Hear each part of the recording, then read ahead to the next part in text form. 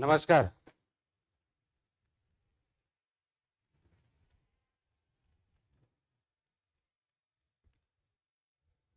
जवळजवळ 21 वर्षानंतर अमरावतीमध्ये परत कार्यक्रम घेण्यासाठी या ठिकाणी मी आलेलो आहे. ते आपल्या सर्वांच्या आशीर्वादानं, सर्वांच्या प्रेमानं आणि आपल्या आग्रहाखातर एवढ्या मोठ्या जनसमुदाय इथे आपण आलात. प्रथमतः आपल्या सर्वांचे मनापासून धन्यवाद.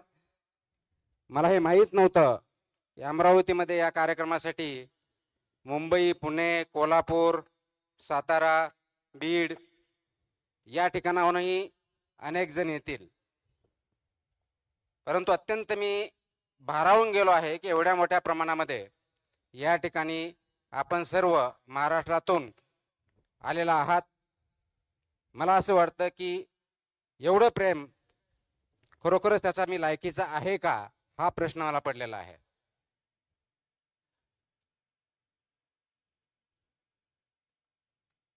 आणि त्यामुळे प्रथमतः आयोजन समितीचं मी मनापासून आभार मानतो की त्यांनी हा कार्यक्रम आयोजित केला आणि मला या ठिकाणी बोलवलं. मी तर आज आपल्याला कोणत्याही प्रकारचं मार्गदर्शन करण्यासाठी आलेलो नाही आहे. मी आलोय मुळामध्ये आपल्याशी संवाद साधण्यासाठी. संवाद यासाठी म्हणतो की 2005 साली ज्यावेळेस मे महिन्यामध्ये UPSC सिव्हिल सर्व्हिसेसचा फायनल रिझल्ट लागला होता. मला तो दिवस अजूनही आठवतो. 11 मे 2005 या दिवशी तो निकाल लागला होता. आणि त्यावेळेस मी यशोदामध्ये महाराष्ट्र लोकसेवा आयोगामार्फत निवडणूक झाली होती. Maharashtra finance and account service group B याचं ट्रेनिंग घेत होतो. आणि त्या दिवशी निकाल लागल्यानंतर, भारतात विसावा आल्यानंतर सर्वसाधारणपणे 4च्या आसपास मला तो निकाल कळला. आणि 3:59 बरोबर असलेले क्लास 1 अधिकारी, मी क्लास 2 होतो. अगोदर तुकाराम म्हणून हाक मारायचे आणि 4 वाजता सर म्हणून हाक मारायला लागले.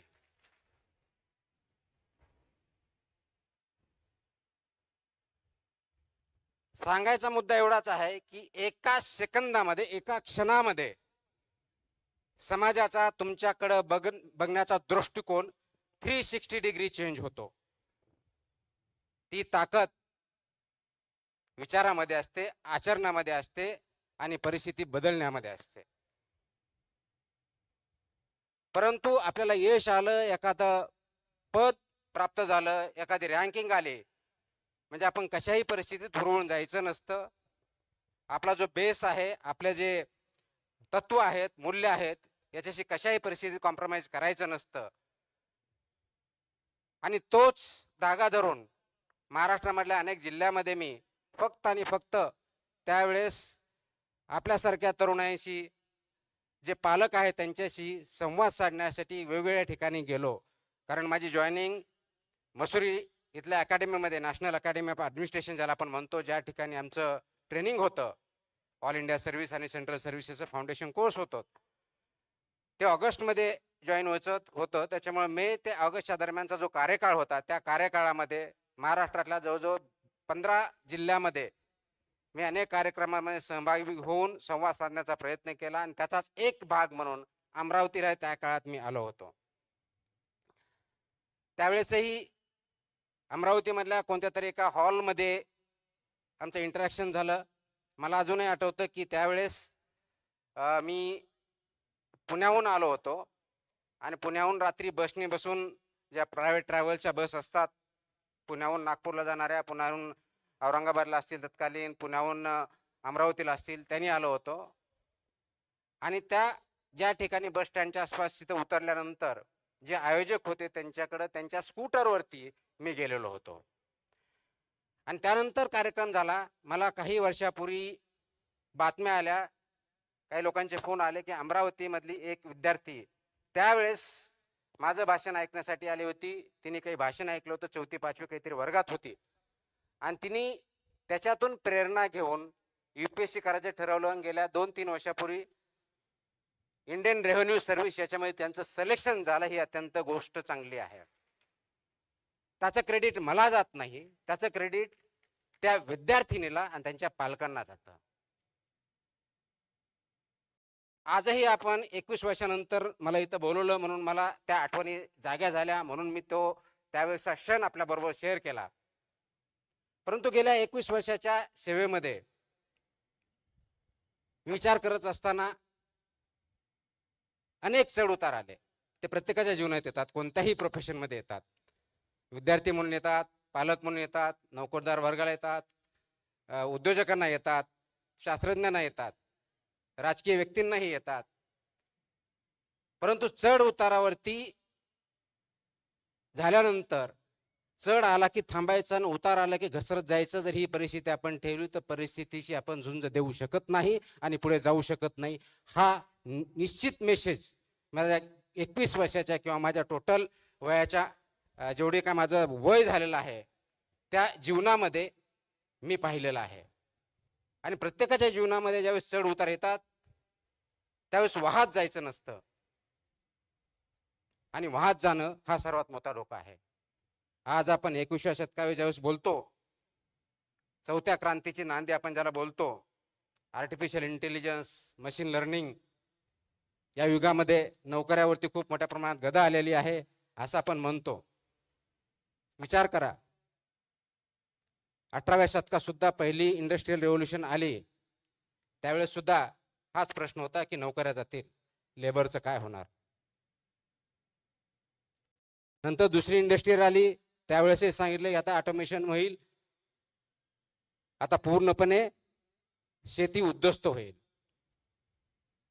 तिसरी इंडस्ट्रियल रेव्होल्यूशन कम्प्युटरची आली, त्यावेळेस सांगितलं गेलं की आता माणसाची गरजच राहिली नाही. आणि आता चौथी इंडस्ट्रियल रेव्होल्यूशन आली, त्यावेळेस आपण म्हणतो की आता माणसाच्या बुद्धिमत्तेपेक्षाही मशीनची बुद्धिमत्ता पुढे गेली असल्यामुळं माणसाचं एक्झिस्टन्स राहील की नाही हाही प्रश्न आपण सध्या विचार करतोय, भेडसावतोय. कदाचित कम्प्युटर्स, IT, AI याच्यामुळे बुद्धिमत्ता वाढली असेल. प्रश्न बुद्धिमत्तेचा नाहीये. आज सर्वांना पडणारा प्रश्न आहे तो बुद्धिमत्तेपेक्षाही आपल्यामध्ये विवेक आहे का याचा. ज्ञान आहे का माहिती आहे, आणि माहिती आणि ज्ञान जर असेल तर विवेक आपल्याकडे आहे का. कारण माहिती तर आज आपल्या सगळ्याच्या मोबाईल फोनवरती आहे. आपल्याला जर आठवत असेल, आमच्या लहानपणी असतील, आमच्या अगोदरच्या पिढ्या असतील, त्यावेळेस बघितलं ज्ञान घेण्यासाठी, माहिती घेण्यासाठी ग्रंथालयामध्ये जायचं, तिथं पुस्तक वाचायचे, शिक्षकाबरोबर चर्चा करायची. एखाद्या गोष्टीचा रेफरन्स किंवा अभ्यास करायचा असेल तर कोणतं पुस्तक वाचायचे हे शिक्षकांना किंवा जे शिकलेले आहेत त्यांना विचारायचं. मग ते पुस्तक अवेलेबल आहे की नाही ते बघायचं, लायब्ररीत जायचं, ते शोधायचं, त्याच्यातला पर्टिक्युलर तो टॉपिक त्याच्यावरती वाचायचं आणि त्याच्यानंतर माहिती घ्यायची. हा प्रवास असायचा. एवढे कष्ट फक्त माहिती घेण्यासाठी असायचे. गावागावात न्यूजपेपर नव्हते, लायब्ररीज नव्हत्या. शाळेमध्ये जे शिक्षक सांगतील किंवा आपले जे पाठ्यपुस्तक असतील याच्यापुढे आपल्याला अभ्यासाचं वेगळं काही वातावरण नव्हतं. आज जगातली सर्व माहिती, फक्त जगातलीच नाही, अनेक शतकानुशतके याची माहिती किंवा पुढं काय होईल याची शक्यता हे आपल्या सर्वांच्या खिशामध्ये असतं, स्मार्टफोन. आणि एवढी माहिती आपल्या खिशामध्ये असतानाही आपल्याला अनेक प्रश्नांना तोंड द्यावं लागतं. तर ते का? माहितीसाठी नाही, माहिती तर भरपूर आहे. ज्ञानासाठी नाही, ज्ञान आपल्याला आपल्या गुगलवरती, मोबाईलवरती क्लिक केलं किंवा आता ChatGPT पासून AIचा वापर केला की ज्या सगळ्या प्रश्नाचे उत्तर भेटतात, पण ज्ञान पण भेटतं. मग अशा परिस्थितीमध्ये जन जी असतील किंवा आता नवीन जन अल्फा असेल किंवा त्याच्या अगोदरची जनरेशन असेल, यांनी करायचं काय? तुमच्या माझ्यासमोर प्रश्न पडतो, यांच्या नोकऱ्या जातील. याच्या अगोदर 3 इंडस्ट्रियल रेव्होल्यूशन झाला, त्यावेळेस कुणाच्या नोकऱ्या गेल्या नाही, नोकरीचं स्वरूप बदललं. आजही तीच परिस्थिती आहे. आणि म्हणून ज्ञान घेण्यासाठी जी धडपड करावी लागत होती ती आता करण्याची गरज नाही, कारण ते तुमच्या पॉकेटमध्ये अवेलेबल आहे. माहिती गोळण्यासाठी तुम्हाला प्रयत्न करण्याची गरज नाही, कारण ते तुमच्या फिंगर टिप्समध्ये अवेलेबल आहे. मग माहितीची गरज नाही, ज्ञान गोळा करण्यासाठी आपल्याला कष्ट करावं लागत नाहीत. पण या मशीनमध्ये, AI मध्ये विवेक कुठं आहे? हा विवेक कुठेतरी लपून बसलेला आहे, कुठेतरी आढळून बसलेला आहे, आणि ते विवेकाची पोकळी निर्माण झालेली आहे. हा सर्वात मोठा प्रश्न आपल्या समोर आहे. इमॅजिन करा, रात्रीचे 11 वाजलेत. अमरावती असेल, नागपूर असेल, नागालँड असेल, मुंबई असेल, दिल्ली असेल, पॅरिस असेल, लाईटी बंद झाल्यात, सगळेजण झोपलेत. खेडेगाव असेल आणि त्या बेडवरती तरुण मुलं मुली पडलेले आहेत. निळसर रंगाची छाप आपल्या चेहऱ्यावरती दिसते आहे, ते मोबाईल ओपन करून, आणि मोबाईलवरती आपला अंगठा चालू आहे स्क्रोल करण्यासाठी. इंस्टा असेल, फेसबुक असेल, ट्विटर असेल, स्क्रोल, हसतो, काहीतरी जोक असतो, स्क्रोल, राग येतो, अनएम्प्लॉयमेंट, स्क्रोल, कोणतरी नट नट येते, एकदम चांगलं श्रीमंत, मत्सर वाटतो, आईवडिलांसारखं येतो, त्याच्याकडे गाडी दिसते, कुटुंबावर बंगला दिसतो. प्रश्न पडतो, मी कुठं आहे? माझा मार्ग तर चुकला नाही ना?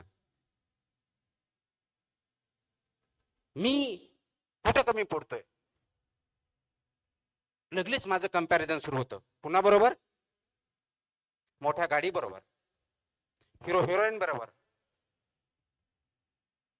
फोटो जे खूप चांगले आहेत, सुंदर आहेत, अत्यंत अट्रॅक्टिव्ह आहेत, त्याच्याशी कंपॅरिझन होतं. आणि त्या मोमेंटला आपल्यामध्ये न्यूनगंड सुरू होतो.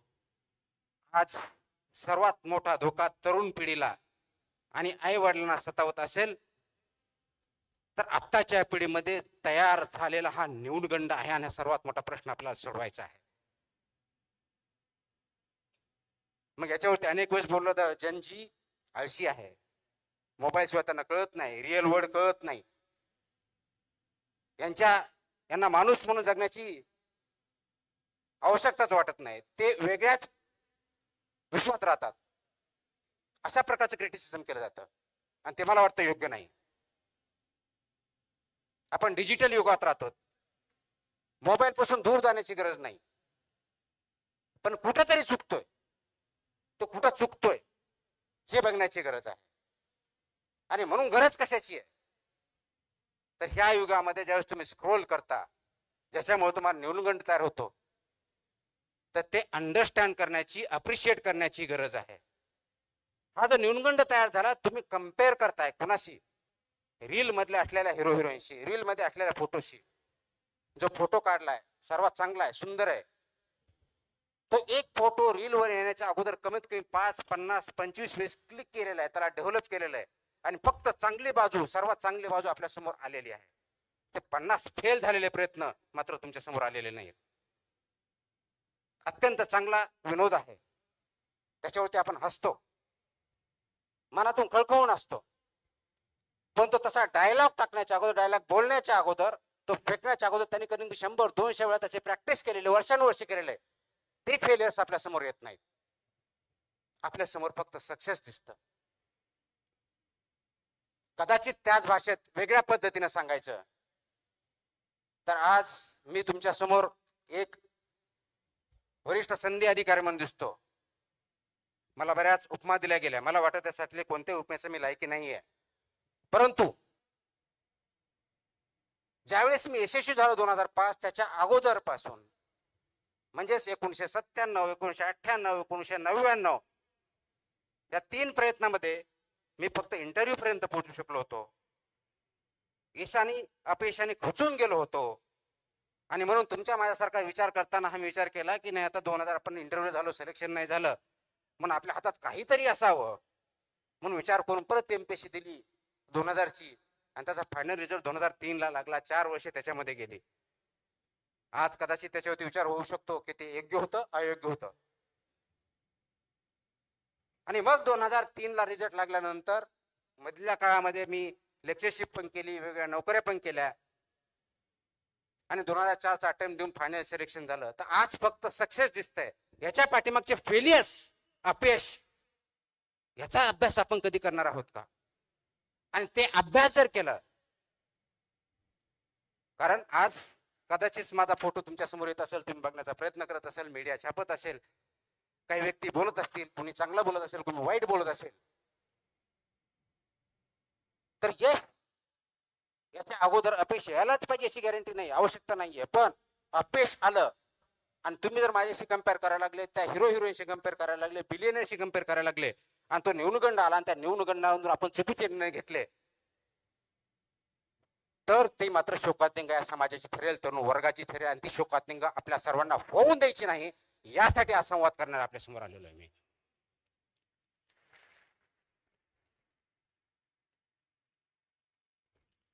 आता ही शोकांतिका का होऊ द्यायची नाही?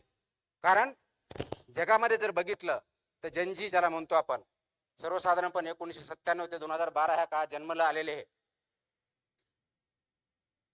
हे सर्वजण अत्यंत तरुण आहेत. जगामधला सर्वात जास्त तरुण पिढी भारतामध्ये आहे आणि जगातली सर्वात मोठी संपत्ती आता कोणती असेल ते तरुण. आणि तेही असे तरुण ज्यांच्याकडे जिद्द आहे, ज्यांच्याकडे ज्ञान आहे, अपार कष्ट करण्याची तयारी आहे. असे तरुण आपल्याकडे असताना तरी त्यांच्यामध्ये नैराश्य, न्यूनगंड ही धोक्याची घंटा आहे आणि धोक्याच्या घंटेला सर्व स्तरावरून आपल्याला काम करावं लागणार आहे. ते सामाजिक स्तरावरती करावं लागणार आहे, कौटुंबिक स्तरावरती करावं लागणार आहे, राज्य स्तरावरती, देश पातळीवरती करावं लागणार आहे, तुम्हा आम्हाला सर्वांना मिळून करावं लागणार आहे. आणि ते कोणतं काम असणार आहे काढून टाकतो मी. आवाज येतोय? हे जर करायचं असेल तर आपल्याला याच्यामधला विचार समजून घ्यावा लागेल. ही जी नवीन पिढी आहे याला जुन्या रूढी परंपरा मान्य नाहीत. आपल्या काळात आई वडिलांनी सांगितलं उभं राहायचं, त्यांनी म्हणलं हे योग्य, ते मान्य करायचं, त्यांनी सांगितलं हे योग्य, मान्य करायचं. आजच्या तरुण पिढीला, विशेष करून जनजीला हे मान्य नाही आणि त्याचं चुकीचं काहीच नाही. कारण आपण वास्तववादी असलं पाहिजे. डिजिटल युगामुळे जगातल्या चांगल्या वाईट सर्व गोष्टी आपल्या समोर आहेत. त्याच्यातल्या चांगल्या गोष्टीला प्रवृत्त करणं, चांगल्या गोष्टी अडॉप्ट करणं, वाईट गोष्टीपासून दूर ठेवणं हे आपलं कर्तव्य असणार आहे. आणि या तरुण पिढीला हायरार्की मान्य नाही आहे, उतरण मान्य नाही आहे, तो अमुक एक नेता म्हणून मला मान्य नाही. हे सर्वजण नेते आहे, यांच्यामध्ये लिडरशिपच्या सर्व क्वालिटी भरलेल्या आहे. गरज फक्त आहे त्यांना योग्य दिशा दाखवण्याची. ती दिशा दाखवण्यासाठी आपल्याला काम करावं लागणार आहे.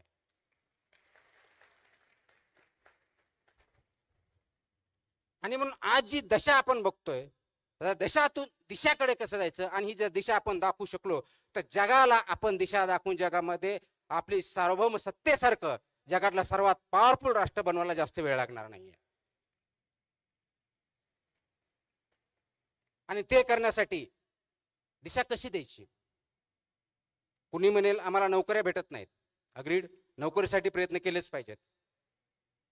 नोकरीसाठी प्रयत्न करताना, कारण नोकरी भेटली म्हणजे फक्त तुम्हाला पगार भेटत नाही, त्या पगारावर तुम्हाला प्रतिष्ठा पण भेटते, स्टॅबिलिटी पण येते, विचार पण येतात. आणि सर्वात महत्वाचं त्या नोकरीच्या माध्यमातून असेल तुम्ही समाजाला कॉन्ट्रीब्यूट करणं, तुमच्या हातून चांगलं काहीतरी घडणं हे अपेक्षित असतं. त्यासाठी नोकरी आवश्यक असते. परंतु फक्त नोकरी एवढ्या पुरतं पाठिंबा न लागता नोकरी मागण्याबरोबरच नोकरी देणारे पण तयार होणं गरजेचं आहे. कारण ते सरकारी नोकरी असेल का प्रायव्हेट मध्ये, त्याला लिमिटेशन्स आहेत. म्हणून उद्योजक पण बनवावे लागतील. पण सर्वजण उद्योजक बनू शकत नाहीत. काही जणांना शास्त्रज्ञ पण बनावं लागेल, काहींना शिक्षक बनावं लागेल, डॉक्टर बनावं लागेल, इंजिनियर्स बनावं लागेल. वेगवेगळ्या क्षेत्रामध्ये संधी आहेत. परंतु सर्वात महत्वाची जी गोष्ट आहे ती फक्त नोकरी देणं किंवा नोकरी तयार करणं एवढी नाही, तर समाजामध्ये विचार करण्याची प्रवृत्ती जोपासावी लागेल आणि वाढवावी लागेल. कारण आज फास्ट फॉरवर्ड स्क्रोलिंग, व्हॉट्सअप आलं की पुढे फॉरवर्ड करणं, या युगामध्ये आपण विचार करण्याचं थांबवलं आहे. तर विचार जो थांबवला आहे त्याला थांबवून विचार करण्याची प्रवृत्ती वाढीस घालावी लागेल. त्यासाठी आज आपल्याला विचार मंथन करावं लागेल आणि ते आपण सर्वांमध्ये बिंबवणं गरजेचं आहे. आपण जीवनामध्ये काम करत असताना, लहानपणापासून मोठे होत असताना आई वडिलांबरोबर इंटरॅक्शन करतो, समाजामध्ये वावरतो, मित्रांबरोबर चर्चा करतो. दिवसभरातले 24 तास जे असतात ते कोणत्या ना कोणत्या कार्यामध्ये आपण मग्न असतो. ते काम असतं की नसतं भाग वेगळा, मग्न असतो. एक स्टडी आहे, त्या स्टडीमध्ये सांगितलं की इंडियामधला तरुण सर्वसाधारणपणे दिवसातले 7 ते 9 तास हा स्क्रीनवरती घालतो. 7 ते 9 तास. आता 7 ते 9 तास ज्यावेळेस स्क्रीनवरती घालतो, त्या स्क्रीनवरती एक स्क्रोल केल्यानंतर, एक अंगठाने एका बोटाने तुम्ही एक स्क्रोल केल्यानंतर किंवा फॉरवर्ड केल्यानंतर विचार करतो का की आज ज्या जोकवरती मी हसलोय त्याचा अल्गोरिदम ऑलरेडी तिथं टिपलं जात आहे. ज्या फोटोवरती मी नॉट लाईक म्हटलंय तो परत आपल्या समोर येणार नाहीये. ज्याच्यावरती मी टीका केली आहे ते रील्स मला परत भेटणार नाही आहेत. ज्याला मी लाईक केलंय ते सर्व माझ्या समोर येणार आहेत. आणि हे 2-3 दिवस झालं की आपल्या मोबाईलवर फक्त आणि फक्त आपल्याला जे आवडतं तेच रील्स यायला, बातम्या यायला, स्क्रोल्स यायला चालू होते. आणि मग आपण स्वमग्न होतो त्याच्यामध्ये. 2 तासाचे 4 तास, 4 तासाचे 9 तास, 9चे 12 तास काय होतात कळत नाही.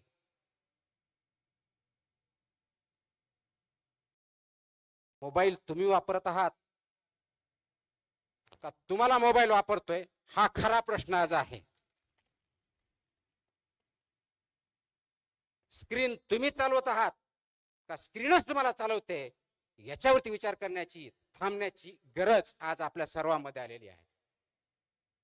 मला वाटतं तो जर विचार आपण केला तर अनेक प्रश्न गुंतागुंतीचे जे आपल्याला वाटतात ते सरसकट सुटू शकतात.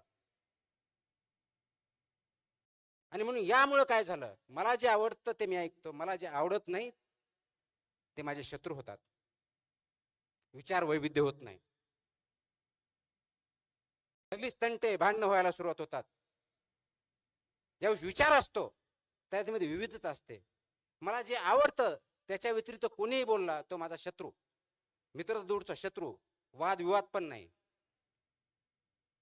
आणि आज आपण जर जगाचा इतिहास बघितला, अगदी शेकडो वर्षाचा बघितला, प्रत्येक वेळेस प्रत्येक शतकात वॉर झालेले आहेत.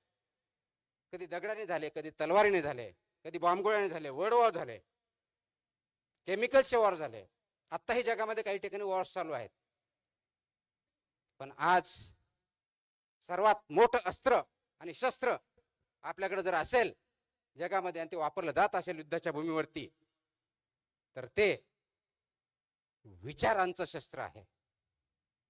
आणि तो विचार या रील्सच्या माध्यमातून, अल्गोरिदमच्या माध्यमातून तुमच्यापर्यंत पोहोचवला जातोय.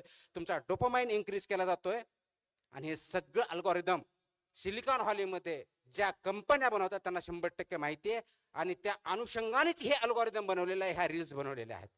आणि त्याचा बळी तुम्ही आणि मी, आणि विशेष करून भारतासारखा देश ज्या ठिकाणी सर्वात जास्त तरुण मंडळी आहेत त्या ठिकाणी होतोय.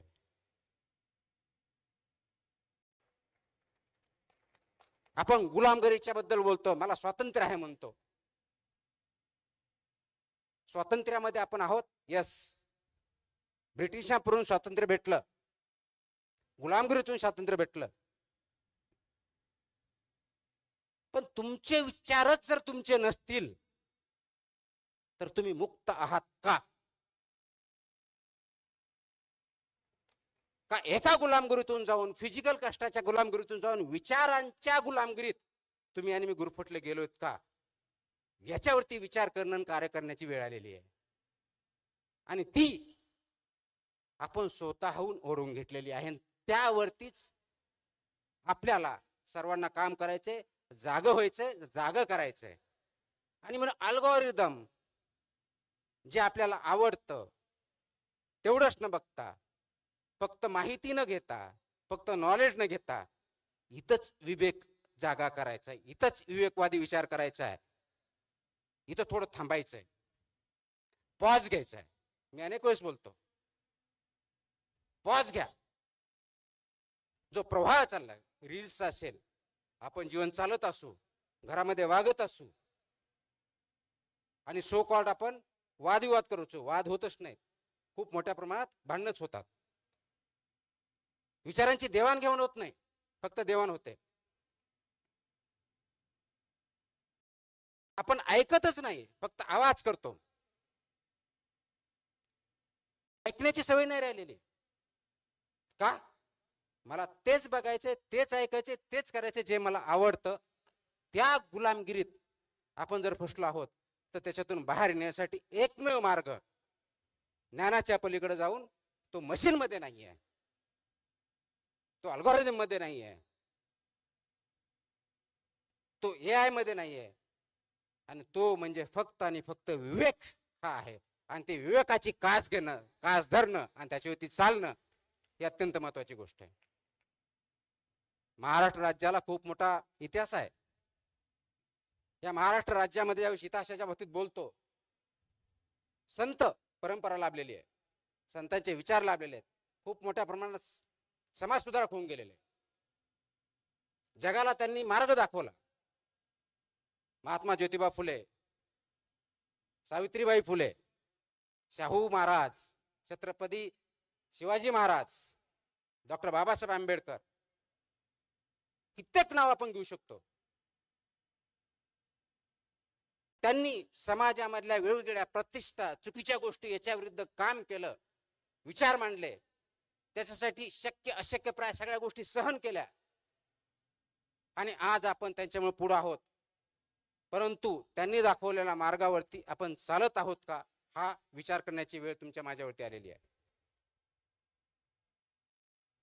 गुलामगिरीचा असूड हे पुस्तक वाचलं, किंवा डॉक्टर बाबासाहेब आंबेडकरांचे अनाहिलेशन ऑफ कास्ट वाचलं, किंवा शिवाजी महाराजांचं स्वराज्याचं स्वप्न बघितलं, महात्मा गांधींचं अहिंसा सत्य हे प्रिन्सिपल्स जर बघितले, याच्या किती प्रिन्सिपल्स होती, तत्वावरती आपण वाटचाल करत आहोत, हा प्रश्न प्रत्येकाने स्वतःला विचारायचा आहे.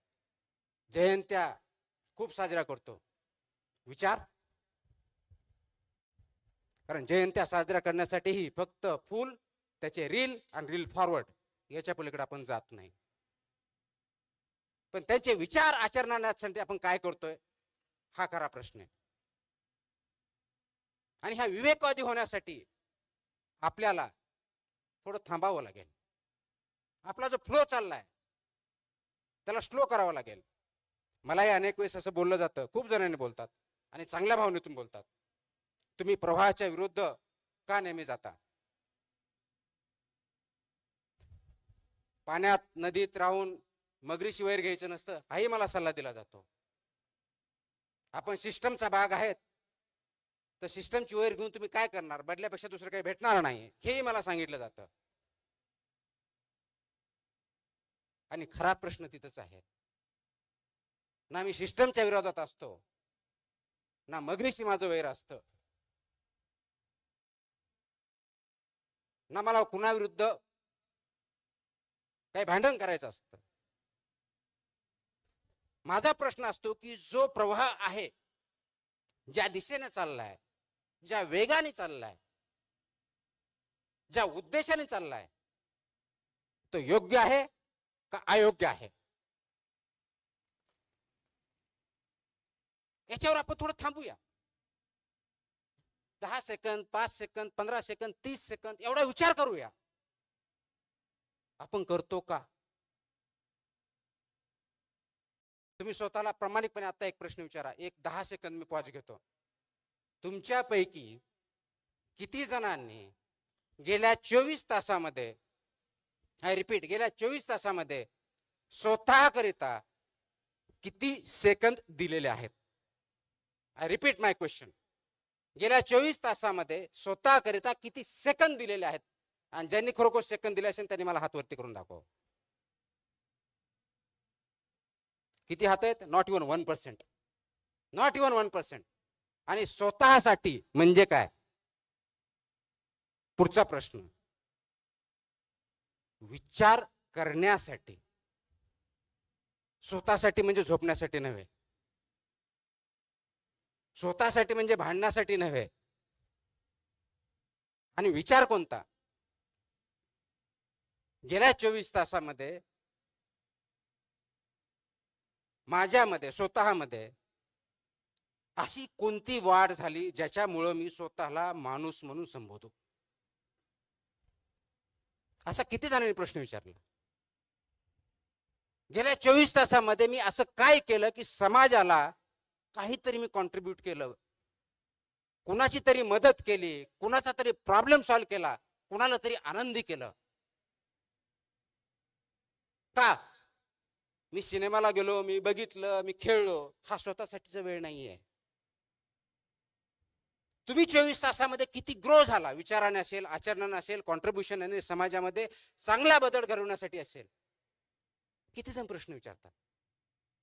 आणि जर याचं उत्तर नसेल तर त्याचा अर्थ एवढाच आहे, तुम्ही माणूस म्हणून जगत नाहीत, तर प्रवाहामधला एक ओंडका म्हणून जगत आहात. जिकडं वारं जाईल, जिकडं राहिलं त्या ठिकाणी काम करतायत.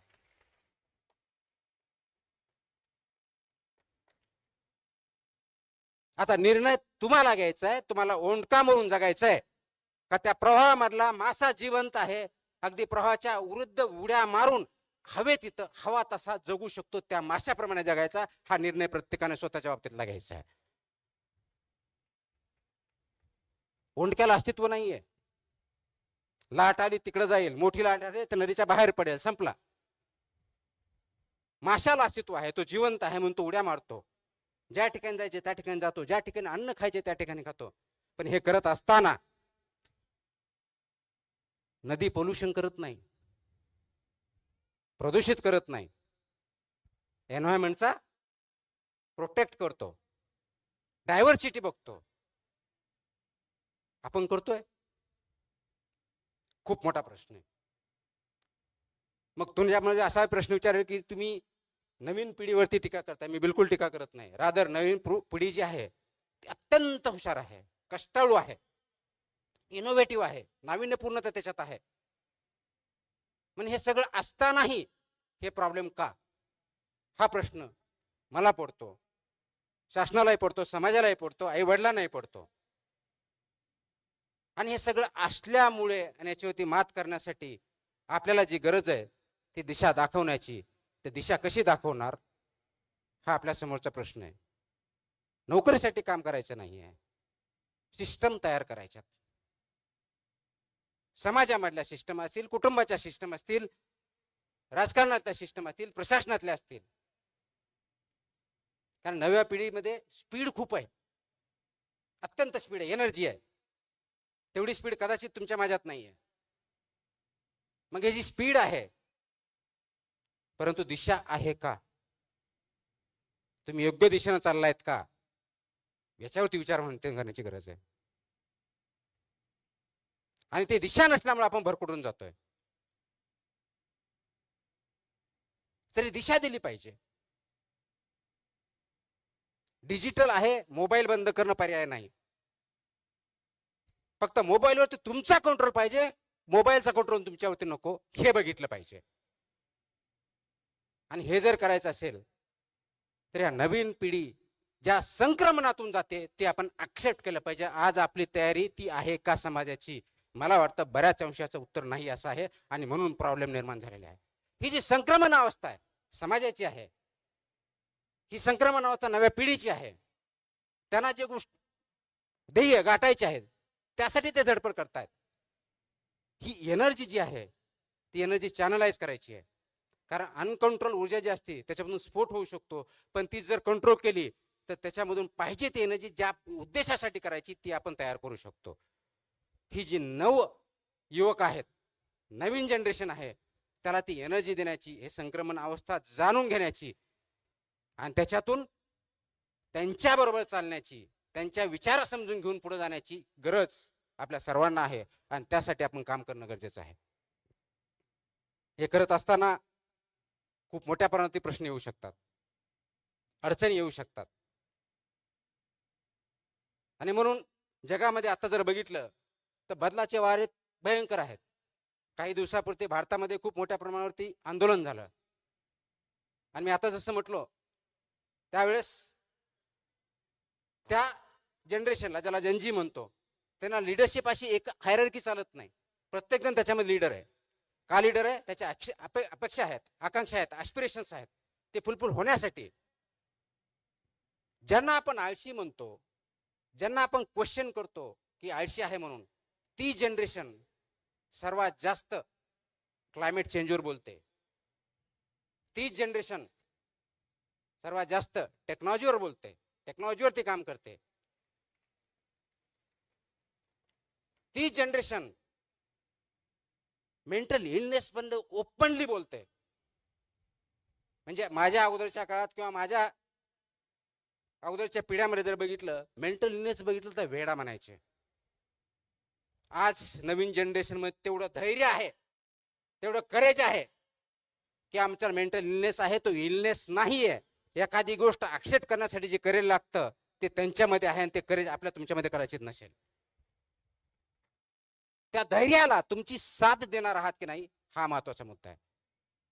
आणि मग जगामध्ये सर्वात मोठे जे प्रॉब्लेम आहेत, टेररिझम असेल, विचार वेगळ्या पद्धती असतील, क्लायमेट चेंज असेल, डिजिटल रेव्होल्युशन असेल, हे ऍक्सेप्ट करून ही जी एनर्जी आहे ती चॅनलाइज करायची आहे.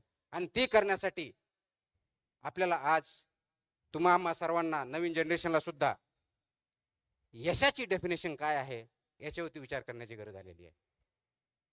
आपण यश कशामध्ये मोजतो? यश कशामध्ये मोजतो? मोठं घर, भला मोठा पगार, मोठी गाडी, मोठे मोठे स्वप्न, कदाचित छोटे छोटे पॅरामीटर्स आहेत तुमच्या यशाचे. त्याला यशस्वी होणं म्हणत नाही.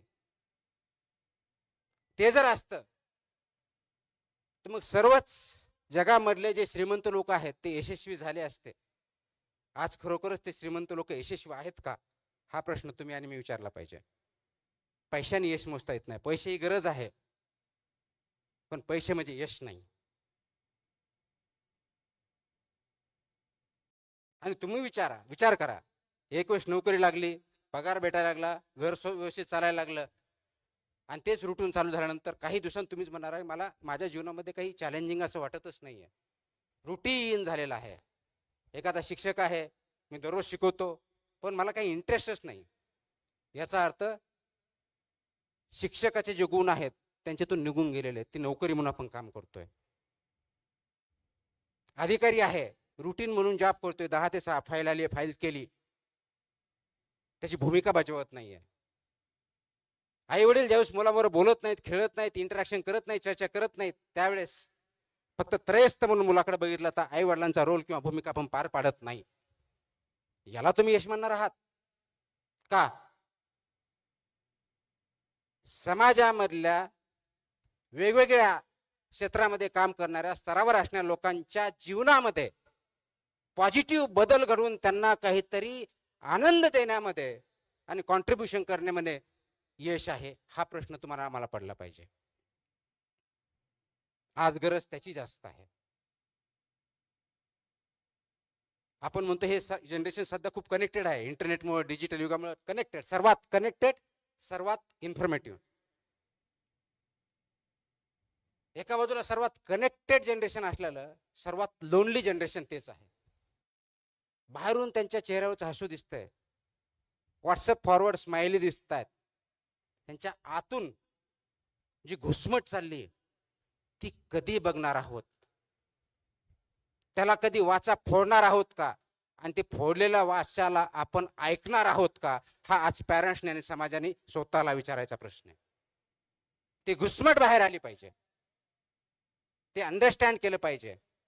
आणि म्हणून तो जे ट्रान्झिशन आहे, ती संक्रमण अवस्था जी आहे, ती अंडरस्टँड करून त्याच्या पुढे गेलं पाहिजे. ते करण्यासाठी विवेकवादी विचार, विवेक, तुमचं आचरण आणि त्याच्यावरती ध्येयानं धैर्यानं चालण्याची सर्वांची साथ, या दृष्टिकोनात आपल्या पावलं उचलावं लागणार आहेत.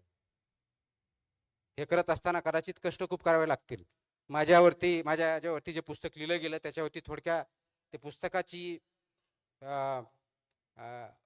जी रील दाखवली किंवा जो व्हिडिओ दाखवला, कदाचित त्याच्यातून खूप काय त्या रील म्हणून जाणवणार नाही. परंतु जर पुस्तक वाचलं, ऑथर इथं आहेत शफी पठाण, त्यांनी खूप छान पुस्तक लिहिलंय, तर त्याच्यामधून कष्ट काय अर्थात हे बघितलं तर ते आपल्याला कळेल की आपल्या बऱ्याच वेळेस असं वाटतं की मला खूप कष्ट आहेत, मला खूप त्रास आहे, मला कोणतीही संधी नाही आहे, आणि ते संधी नसल्यामुळं मी खूप मोठ्या प्रमाणावरती काम करू शकत नाही. संविधानानं आपल्याला संधी दिलेली आहे. डॉक्टर बाबासाहेब आंबेडकरांनी जे संविधान लिहिलं त्याच्यावरती समता, बंधुता, न्याय, लिबर्टी, इक्वॅलिटी, जस्टिस, फ्रॅटर्निटी हे जे प्रिन्सिपल्स चाललेत फक्त तेवढ्यापुरते मर्यादित नाही, समाजामध्ये वागवण्यापुरते आहेत. ती तुम्हाला संधी दिलेली आहे, तर ती संधी आपण घेणार आहोत का फक्त कॉन्स्टिट्यूशनच्या पेपरवरती ठेवणार आहोत, हा प्रश्न तुम्ही आणि मला विचारायचा आहे. आजकाल मी वाचत असताना खूप नैराश्य आपल्यामध्ये आहे, खूप पोकळी तयार झालेली आहे आणि खूप विद्यार्थी आत्महत्येचा विचार करतायत. हाही डेटा समोर येत आहे. जो आत्महत्येचा डेटा, विचार येण्याचा जो डेटा आहे, जो प्रमाण आहे, ते वाढण्याचं कारणच ही घुसमट आहे, लोनलीनेस आहे. म्हणजे सर्वात कनेक्टेड जगात, डिजिटल जगात कंटिन्युअसली मोबाईलवर 7-7, 8-8, 10-10 तास रील करत असताना, चेहऱ्यावर हास्य आणि स्मित दिसत असताना लोनलीनेस कोण बघणार? तुमचा अल्गोरिदम नाही बघणार आहे. तुमचा खरा साथी आई वडील, भाऊ बहीण, मित्र, पत्नी, पती कोणीतरी बघणार आहे. आणि ते करण्यासाठी थोडा विश्राम घ्यावा लागणार आहे, थोडा पॉज घ्यावा लागणार आहे. जो प्रवाह चालू रीलचा, फॉरवर्डचा, तो क्वेश्चन करावा लागणार आहे.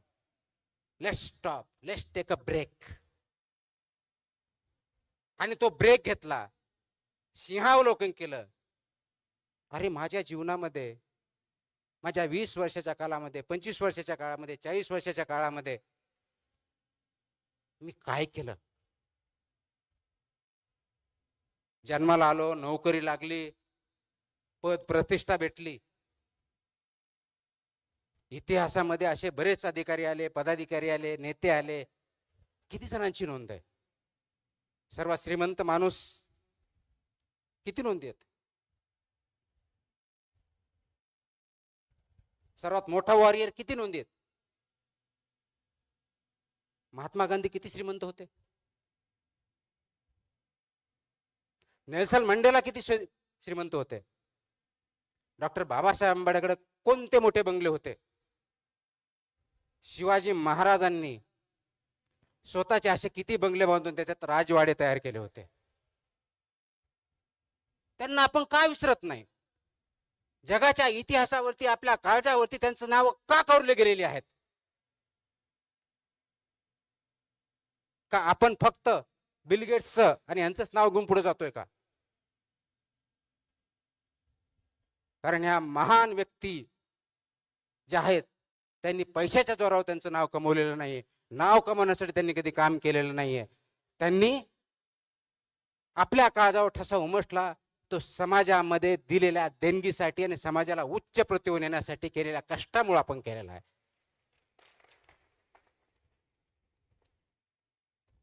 इमॅजिन करा, डॉक्टर बाबासाहेब आंबेडकरांनी आपल्याला लोकशाहीमध्ये प्रत्येकाला, ज्या कॉन्स्टिट्युएंट असेंब्लीने नेहरूपासून आंबेडकरांपर्यंत सर्वजण होते, सरदार पटेल होते, मौलाना अबुल कलाम आझाद होते, या सर्वांनी जे कॉन्स्टिट्यूशन लिहिले त्यांनी प्रत्येकाला तत्कालीन 21 वर्षानंतर 18 वर्षाच्या वर त्याला प्रत्येकाला मतदानाचा अधिकार दिला. तो जर अधिकार नसता तर तुम्हाला आज आपल्याला हवं तसं शासन निवडता आलं असतं का? याचा विचार करा. आणि आज त्याच लोकशाहीमध्ये, ज्याची खूप सोपी डेफिनेशन अब्राहम लिंकनजी केलेली आहे, government of the people, by the people, for the people. Simple, सगळ्यांना पाठ आहे, अगदी 4थीच्या मुलाला दिलं तरी पाठ आहे. पण त्याचा अर्थ कधीतरी समजून घेतला आपण? ह्या 3 गोष्टी आहेत: government of the people, by the people, for the people. आता याच्यामधला ऑफ द पीपल 2 मिनिटासाठी आपण बाजूला ठेवूया. गव्हर्नमेंट बाय द पीपल म्हणून, म्हणजे निवडून देणारी जनता, ज्याच्यामधून लोकशाही, ज्याच्यामुळे आपण शासन निवडतो, ते लोक आतून खोकले असेल तर काय होणार? जे की बऱ्याच अंशी आज खरं आहे. आतला जो खोकलेपणा आहे ते मतदार आहेत, तो तुम्ही आणि मी आहोत. जे हॉलोनोस आहे हे मतदार आहोत आपण. जी डेमोक्रेसीचा राईट, फ्रँचाईज म्हणतो ज्याला, मतदानाचा अधिकार वापरत आहोत. खोकला आहे, आपल्यामध्ये कोणतीही नैतिमत्ता नाहीये, कोणताही विचार नाही, जिकडं फ्लो चाललाय तिकडं चाललोय, ओंडक्या सटका. आणि त्याच्या आधारावरती ही लोकशाही, हे शासन, आपण कोणतंही जे असेल, मी पार्टीबद्दल बोलत नाही, मी लोकशाही आणि शासन या पद्धतीबद्दल बोलतोय. ज्या खोकल्या विचारांनी जर आपण निवड केली तर ते शासन, ती लोकशाही कुणासाठी असेल? जो तिसरा प्रश्न आहे, government of the people, by the people, for the people, त्या खोकल्या लोकांसाठीच असेल, हे आपण का सविस्तरपणे विसरत आहोत? हा प्रश्न आपण स्वतःला विचारायचा.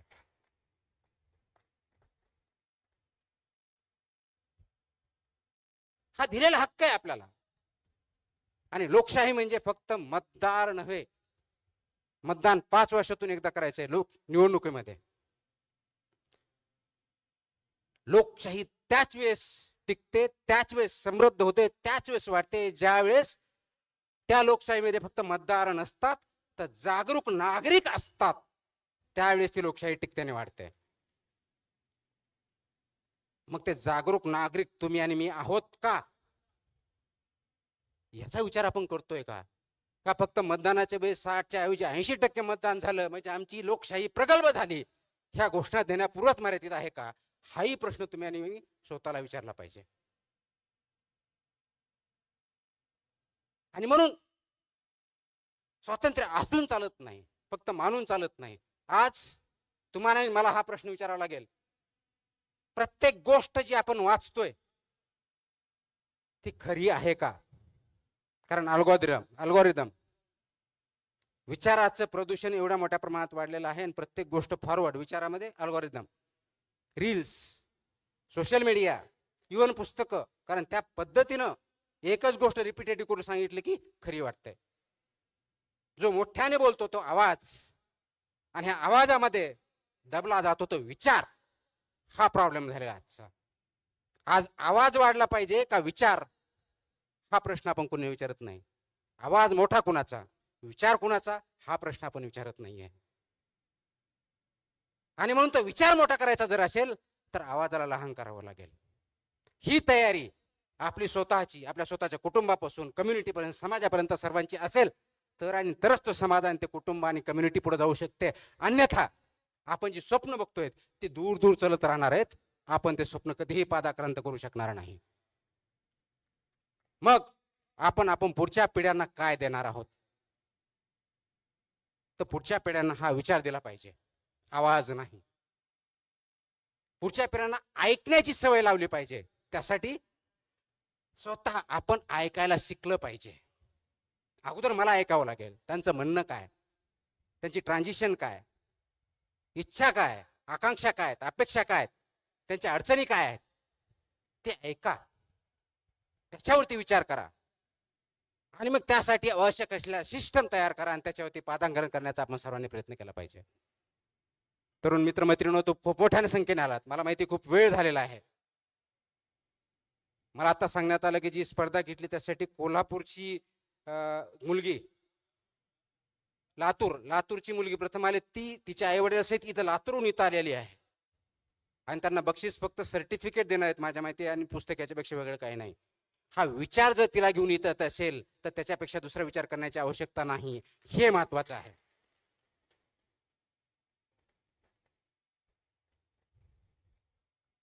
आपण 10 वर्षानंतर, 20 वर्षानंतर, 40 वर्षानंतर, 50 वर्षानंतर काय म्हणून राहणार आहोत आपण मृत्यू झाल्यानंतर, आपली इतिहासात नोंद घेतली जाणार की याचा विचार करू नका. इतिहास फक्त त्यांनाच ओळखतो, त्यांचीच जाणीव ठेवतो, त्यांचीच ओळख ठेवतो, त्यांच्याच खानाखुणा ठेवतो जो समाजाला पुढच्या स्टेजवर घेऊन जाण्याचा प्रयत्न करतो आणि त्याच्यात यशस्वी होतो. आणि ते महान नेत्यांनी केलेलं आहे. समाजामधल्या, भारतातल्या, महाराष्ट्रातल्या, जगातल्या, आणि ते नेण्याचं काम विवेकाने केलं आहे. ज्ञानेश्वर महाराजांनी, संत ज्ञानेश्वर महाराज यांनी ज्ञानाचं कनेक्शन विवेकाशी लावलं. तुकाराम महाराजांनी जे समोर आलं ते मान्य नाही केलं, अनुभव फक्त केले नाही, त्याच्या आधारे बदल करण्याची, त्यांची असलेल्या परिस्थितीला बदलण्याची, समानता आणण्याचा प्रयत्न केला. शिवाजी महाराजांनी नैतिकता जोपासली आणि स्वराज्य ही संकल्पना सर्वात अगोदर शिवाजी महाराजांनी दिली. डॉक्टर बाबासाहेब आंबेडकरांनी सामाजिक न्यायाची घोषणा केली. पण हे सगळं करण्याच्या अगोदर त्यांच्या मनात तो विचार आला आणि त्या विचारावरती त्यांनी काम केलं, म्हणून हे त्यांना शक्य झालं. 21व्या शतकातला भारत समाज किंवा स्वतः तुम्ही आणि तुमची पिढी, तुमचे मुलं हे घडवायचे जर असतील तर प्रथमतः गरज काय असेल तर तुमच्यामध्ये तो विचार येण्याची, त्याच्यावरती रुजवण्याची आणि त्याच्यावरती काम करण्याची. ही तयारी तुमची, माझी, समाजाची आणि नवीन जनरेशनची आहे का, हा प्रश्न तुमच्या समोर आहे. आणि ही जर विचार करण्याची प्रवृत्ती नसेल, रुजवण्याची साठी प्रयत्न करणार नसाल, याच्यामध्ये सहभागी होणार नसाल, तर आपण जो जगामधला सर्वशाली देश बनण्याचं स्वप्न बघतोय ते तर दूर राहा. आपण स्वतःही, कुटुंबही तेवढं सर्वशाली, महान किंवा शक्तिशाली होणार नाही. ही क्लिअर कट अधोरेखित करण्याची गोष्ट आहे. आणि म्हणून त्या दृष्टीने काम करण्यासाठी आज आपल्याला काही गोष्टी मान्य कराव्या लागतील, त्याच्यावरती काम करावं लागेल. आणि ते सर्वात महत्वाची माझ्या दृष्टिकोनातून जी गरज आहे ती समाजामध्ये नैतिकता या गोष्टीची आहे. नैतिकता जोपर्यंत वाढत नाही, नैतिकता जोपर्यंत अंगीकारत नाही, तोपर्यंत त्या समाजाचा, त्या कुटुंबाचा, त्या कम्युनिटीचा जगात कधीच उद्धार झालेला नाही. असे अनेक उदाहरण आतापर्यंत आहेत. ती नैतिकता म्हणजे काय? नैतिकता फक्त ज्यावेळेस कन्व्हिनियंट होईल त्यावेळेस वापरायची आणि बाकीच्या वेळेस खुंटीला टांगून ठेवायची, ती नैतिकता नसते. नैतिकता ती असते ज्यावेळेस तुम्ही खरोखर अडचणीत असता त्यावेळेस सुद्धा ते प्रिन्सिपल, ते व्यक्ती, ती व्हॅल्यू, त्याची गाठ तुमच्या बरोबर राहते, तुम्ही सोडत नाही, त्याला नैतिकता म्हणतात. आणि म्हणून मला अनेक वेळेस सांगितलं जातं की तुम्ही असं केलं असतं तर आणखी असं काही करता आलं असतं.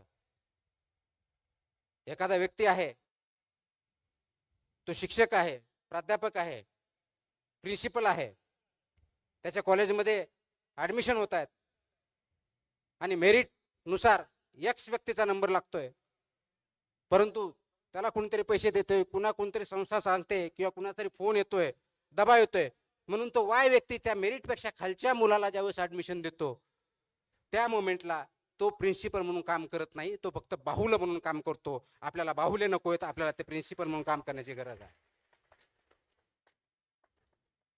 आणि आपणही व्यक्ती म्हणून, माझा मुलगा आहे हो, ओळखीच्या ते मदत करा, काय फरक पडतोय का बाजूला गेलेला, हेही म्हणण्याचे आपण बंद केलं पाहिजे. कारण याची सुरुवात समाजापासून होते. टाळी कधीही 2 हाताने वाजत असते. आपला हात चांगल्या गोष्टीसाठी पुढे करा, वाईट गोष्टीसाठी नाही.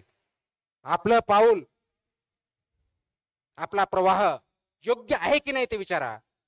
योग्य असेल तर पाऊल त्या दृष्टीने टाका, अयोग्य असेल तर योग्य दिशा ठरवा, त्याच ठिकाणी योग्य पाऊल उचला.